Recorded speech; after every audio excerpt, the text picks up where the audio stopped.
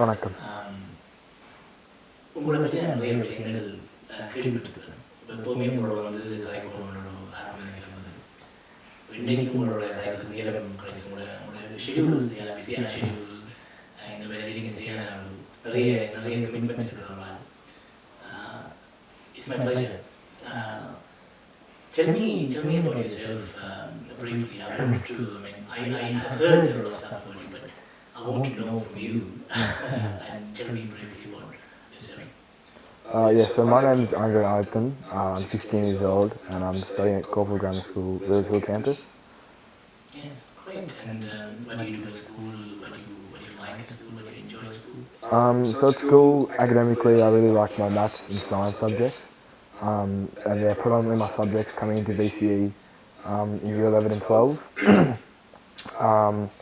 On the music side of things, I've been involved with the percussion ensemble, where they'll be playing the bongos or playing the drum kit. I really enjoy that type of stuff.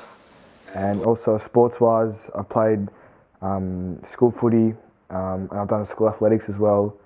And currently in summer sports season, we're doing cricket, and I'm representing the first 11 cricket team in 2 weeks' time, so looking forward to that. What's your role? Like, is it batting, bowling, all-rounder? So I've done multiple roles actually throughout my career. I'm predominantly a batsman. I bat normally top order, whether it be number 3 or 4, sometimes opening, depending on how I feel really. And for about 2 or 3 years, I think I was a wicketkeeper, mainly because the teams I played in struggled to have wicketkeepers, so I'm like, okay, this is a new skill I said I can add to my sort of list, so I'm like, oh, I'll try it out. And I was really enjoying it, but I also liked to bowl off spin. And it came to a point where I had to choose one or the other. And I realised that maybe bowling off spin and fielding would probably give me more beneficiaries in the future to making representative teams and stuff like that. So I chose the path of off spin and top order batting. But India cricket is quite unique in its own. Because when you get into that, what made you actually get into that? How did you find it interesting that? So basically, after an under 12 rep tournament was complete, I got an email from Cricket Victoria, which was basically an invite to the indoor state trials. And in my first year, I didn't know anything about indoor. I'm like, okay, this is a good opportunity, so I'll give it a shot, see how I can go. Went to the trials and realised that I think I was 2 years bottom aged, so I was quite a bit younger than everyone else. How do you practice? So cricket, when I'm playing for school, they'll have 2 training sessions after school per week on Tuesdays and Thursdays. And if I'm playing club, I'll have a practice session on Thursday as well. But there's obviously to make yourself as the best you can be, you got to do the extra hard yards. So every Friday I'll go with upper to my coach Brian Reid, and we'll have a good 2-hour session there, just working on batting or bowling. I've got the most outstanding player in under 13s, and in an under 12 rep tournament I was named player of the tournament and player of the grand final, which is a pretty good achievement. And I've also played in multiple regional teams that go by the name of Inner South East Scorpions, which is a pathway to state cricket. Where do you want to go from now onwards in your club cricket career? Well, definitely the main goal is to play for Australia, but there are certain pathways you have to do in order to achieve that. So, sort of like taking steps to that is probably the best way to approach it, I guess. So, I think first of all, just making sure I can get to the Victorian cricket team, just make sure I pursue myself in order to achieve that, and then from there go and try and get to the Australian cricket team. So coming back to indoor cricket now, so tell me a little bit about your achievements in indoor cricket and what's your position now in indoor cricket?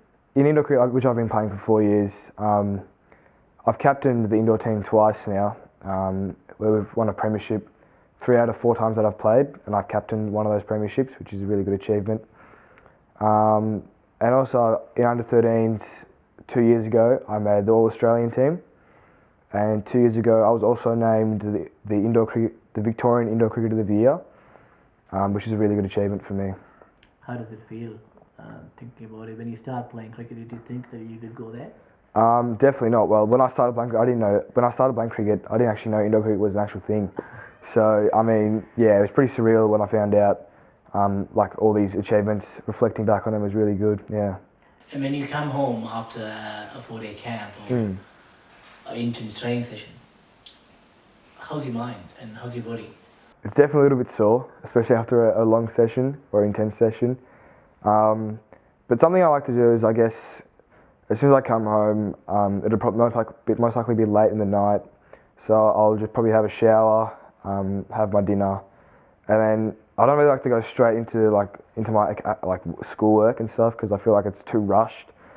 So I'll either just listen to some music, just relax my mind, whether it be just watching YouTube just to relax the brain, something like that. Just do a 15-20 minutes of that and then go straight into schoolwork, just to make sure my mind's really fresh and clear. So tell me about your practice routine of Mridangam. Like how hard is that one? Yeah, Mridangam is quite an interesting one because there are different ways you can practice, I guess. First way is probably to get the theory sort of aspect right, and that'll be like putting the time and making sure you get everything on beat and stuff like that.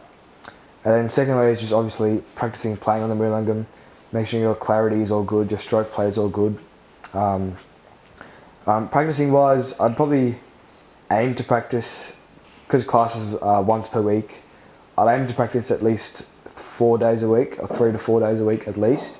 But during the hour engagement period, obviously, it was a lot more intense, and sort of the practice regime sort of lifted up to about 2 hours a day, or sometimes even more, depending on how much sort of work your uncle would give me, based on how I had to practice for the hour engagement and stuff like that. And you mentioned hour engagement, so that's a big thing, isn't it? Yeah. Tell me about that. How was the experience, and how was it going towards it and planning the event, and who else was there, and then was there kind of any other artists who came in, and yes, tell me about that. So for my hour engagement, I was privileged enough to play alongside Sudha Raghunathan on vocal and Pakala Ramadas on violin, with Paramasivam uncle on the Ganjira, and Dina Dayal uncle on the Morsing, which is just a star-studded quartet to be a part of.